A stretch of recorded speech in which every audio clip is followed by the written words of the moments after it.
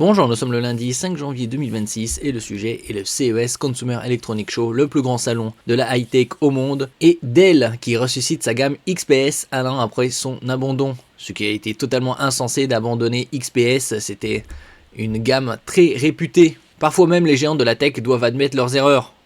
Ça c'est une chose, les corriger c'est mieux.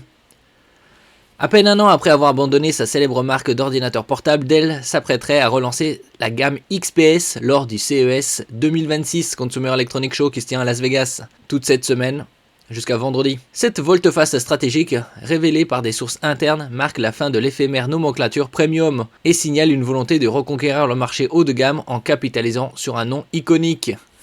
N'oubliez pas de vous abonner pour plus de news sur le monde de la high-tech ainsi que les bons plans, également sur mon Twitter et en description sous toutes mes vidéos. Vous pouvez les retrouver dans mes playlists et voir mes articles sur mon blog, tous les liens seront en description. N'oubliez pas de mettre un j'aime, un commentaire, de partager et de cliquer sur les liens en dessous de mes vidéos pour soutenir la chaîne. L'industrie technologique est rythmée par des cycles d'innovation et des stratégies marketing parfois déroutantes.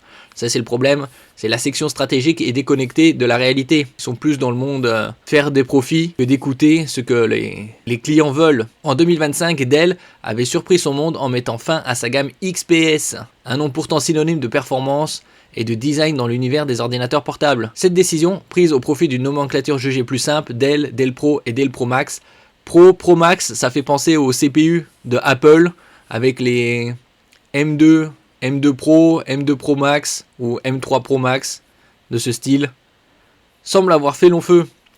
Aujourd'hui, tout indique que l'entreprise s'apprête à une spectaculaire marche arrière. Et c'est très bien. Les XPS, c'est une renommée, c'est bien plus parlant que Dell Pro ou Dell Pro Max ou gamme premium. C'est trop générique. Un changement de nom qui n'a pas convaincu. Le remplacement de la marque XPS par la désignation premium visait à clarifier l'offre de Dell. Clarifier auprès de qui? Premium c'est trop générique. Les modèles Dell 14 Premium et Dell 16 Premium lancés mi-2025 devaient reprendre le flambeau des XPS 14 et 16. Il faut rappeler qu'il y a environ 18 ans, en 2008, Dell a racheté également Alienware. Cependant, il est vite apparu que la puissance de la marque dépassait de loin une simple étiquette, parce que c'est parlant. Pour les consommateurs fidèles et les passionnés de technologie, ce nom représentait une garantie de qualité et d'innovation. L'appellation premium, bien que descriptive, n'a jamais réussi à recréer cet attachement. Bien sûr, c'est comme je le disais précédemment, c'est bien trop générique, alors que XPS, c'est propre. Que peut-on attendre du retour des XPS, des laptops haut de gamme? Selon les informations qui ont fuité, Dell aurait déjà présenté sa nouvelle gamme XPS lors